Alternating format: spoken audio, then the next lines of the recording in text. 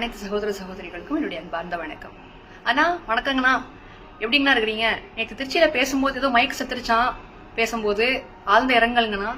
அப்புறம் வழக்கம் போல எதை வச்சு பப்ளிசிட்டி வாங்குறதுன்னு தெரியாம பிஜேபி எழுத்து பேசுனீங்களாமா, ஏதோ பாசிச பாஜக பாய்சன் திமுகன்னு பஞ்சு டைலாக்லாம் பேசுனீங்களாமா. நான் சூப்பரா இருந்துச்சுன்னா வேற லெவலுங்கண்ணா. ஆனா அந்த பாசிச பாஜகன்னு அப்பப்ப சொல்றீங்களே, பாசிசம்னா என்னன்னு அர்த்தம் தெரியுமாங்கண்ணா? உங்களுக்கு தெரியலன்னா இப்ப சொல்றேன், நல்லா காது கொடுத்து தெளிவா கேட்டுக்கங்கண்ணா. நீங்க மட்டும் இல்லைங்கன்னா அனில் குஞ்சன்ஸும் சேர்த்து கேட்டுக்கங்கண்ணா. பாசிசம் அப்படிங்கிறது வந்து சர்வாதிகார ஆட்சின்னு சொல்லுவாங்க. பாசிச ஆட்சி அப்படிங்கிறது சர்வாதிகார ஆட்சின்னு சொல்லுவாங்க. இந்த பாரத நாட்டுல சர்வாதிகார ஆட்சி மோடி பண்ணிக்கிட்டு இருக்காரு அப்படிங்கிறது தான் இந்த டிவிகே அப்புறம் இன்னும் சில கட்சிகள், அதாவது திமுக உட்பட பல கட்சிகள் வந்து பிஜேபி மேல வைக்கக்கூடிய ஒரு பெரிய குற்றச்சாட்டா இருக்குது.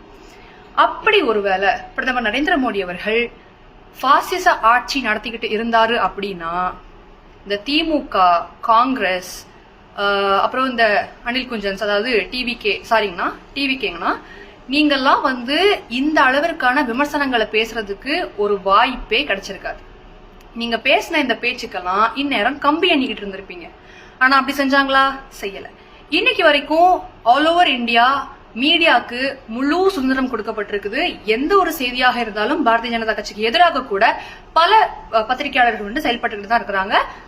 மத்திய அரசுடைய குற்றங்களோ எதுவா இருந்தாலுமே அதை வெளியில கொண்டு வரதுக்கான ஒரு மீடியாக்கள் இன்னும் இருக்கதான் செய்யுது. குற்றம் செஞ்சாலும் செய்யலனாலும் அதை வந்து பிஜேபி இப்படி பண்ணாங்க, பிஜேபி அது பண்ணாங்க, அது பண்ணாங்க, இது பண்ணாங்க, அதுக்கு அகேன்ஸ்டான மீடியாஸ் இருக்கதான் செய்யுது. பாசிச ஆட்சியில அப்படிலாம் இருக்கிறதுக்கு எந்த ஒரு வாய்ப்பும் கிடையாதுங்கண்ணா.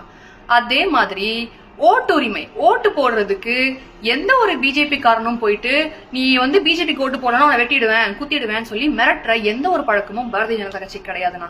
அதே பாசிச ஆட்சி எங்க நடக்குது நான் சொல்லவா? வெஸ்ட் பெங்கால் போனீங்கன்னா உங்களுக்கு தெரியும்.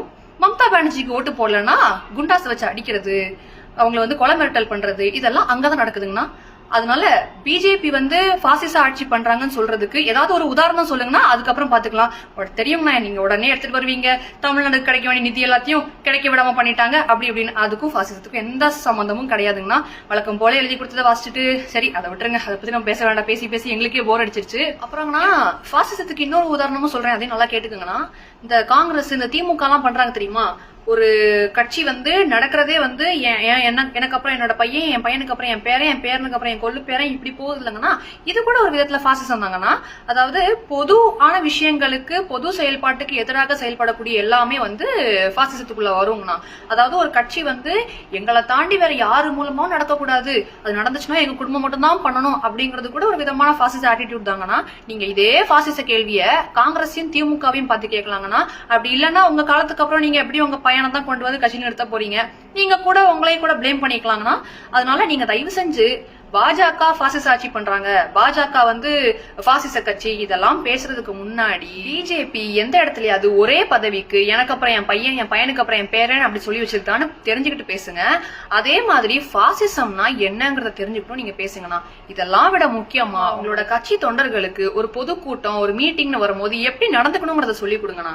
ஒரு முக்கிய பத்திரிகையாளரை வந்து கழுத்துல வந்து டிவிகேயோட துண்டை போட்டு டான்ஸ் ஆடுறது, அவங்கள வந்து அவங்களுடைய வேலையை செய்ய விடாம தடுக்கிறது, இருக்கக்கூடிய எல்லா ப்ராப்பர்ட்டிஸையும் உடைச்சு போடுறது, அவதூறு பரப்புறது, அவதூறா பேசுறது, இதெல்லாம் தான் உங்க கட்சியோட அடிப்படை கொள்கையா நீங்க வந்து இப்போ வந்து கடைபிடிச்சிட்டு இருக்கீங்கன்னா, நீங்க மட்டும் இல்லைங்கன்னா உங்க கட்சி தொண்டர்களும் அப்படிதாங்கன்னா இருக்காங்க.